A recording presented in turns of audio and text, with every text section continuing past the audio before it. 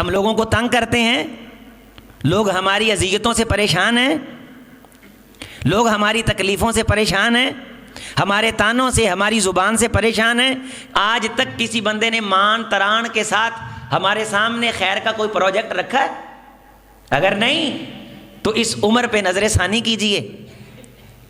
یہاں ہم لینے کیا آئے؟ وَافْعَلُوا الْخَيْرَ لَعَلَّكُمْ تُفْلِحُونَ، قرآن مجید کی آیت۔ لوگوں خیر کے کام کرو اگر تم چاہتے ہو کہ کامیابی تم کو ملے، کامرانی تم کو ملے، دنیا کی زندگی ہو یا آخرت کی زندگی ہو، کہیں بھی تم کامیابی چاہتے ہو، کہیں بھی تم کامرانی چاہتے ہو تو وَافْعَلُوا الْخَيْرَ، یہ قرآن مجید کی آیت ہے۔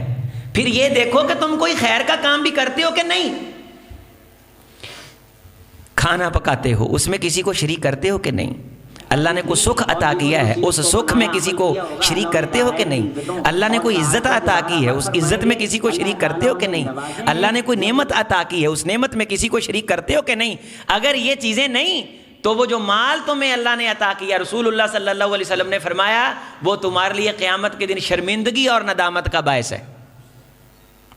ان من الناس ان تبذل الخیر فهو خیر اللہ، لوگوں میں سے وہ بندے بھی ہیں کہ اللہ انہیں جب کوئی بھی چیز عطا کرتا ہے وہ اس میں لوگوں کو شریک کرتے ہیں اور ان کی خیروں میں اضافہ ہو جاتا ہے۔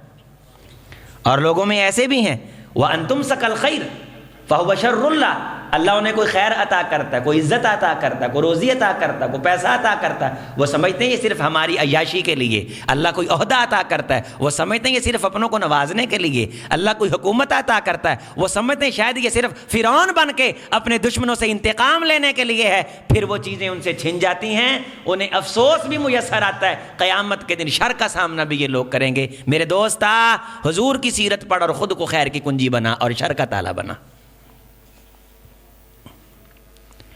حضرت محمد رسول اللہ صلی اللہ علیہ وسلم نے حنین کے موقع پہ